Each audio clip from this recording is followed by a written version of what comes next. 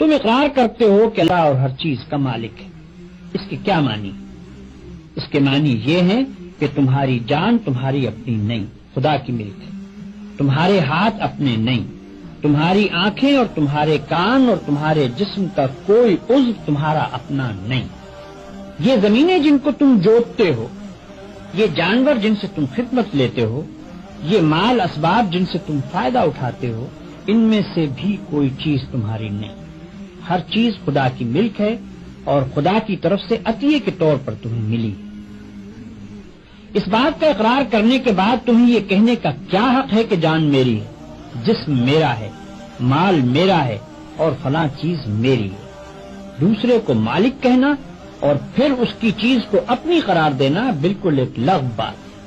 اگر در حقیقت یہ بات سچے دل سے مانتے ہو کہ ان سب چیزوں کا مالک خدا ہی ہے تو اس سے دو باتیں خود بخود تم پر لازم ہو جاتی ہیں۔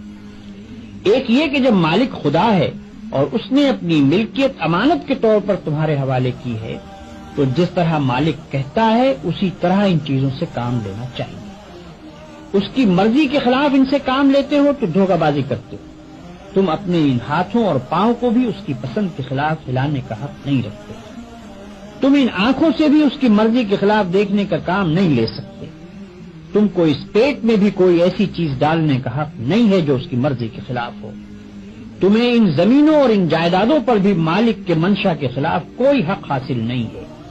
تمہاری بیویاں جن کو تم اپنی کہتے ہو اور تمہاری اولاد جن کو تم اپنی کہتے ہو، یہ بھی صرف اس لیے تمہاری ہیں کہ تمہارے مالک کی دی ہوئی، لہذا تم کو ان سے بھی اپنی خواہش کے مطابق نہیں بلکہ مالک کے حکم کے مطابق ہی برتاؤ کرنا چاہیے۔ اگر اس کے خلاف کرو گے تو تمہاری حیثیت غاصب کی ہوگی، جس طرح دوسرے کی زمین پر قبضہ کرنے والے کو تم کہتے ہو کہ وہ بے ایمان ہے، اسی طرح اگر خدا کی دی ہوئی چیزوں کو تم اپنا سمجھ کر اپنی مرضی کے مطابق استعمال کرو گے یا خدا کے سوا کسی اور کی مرضی کے مطابق ان سے کام لوگے تو وہی بے ایمانی کا الزام تم پر بھی آئے گا۔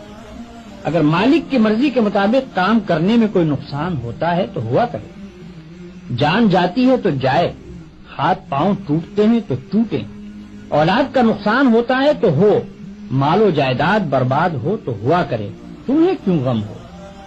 جس کی چیز ہے وہی اگر نقصان پسند کرتا ہو تو اس کو حق ہے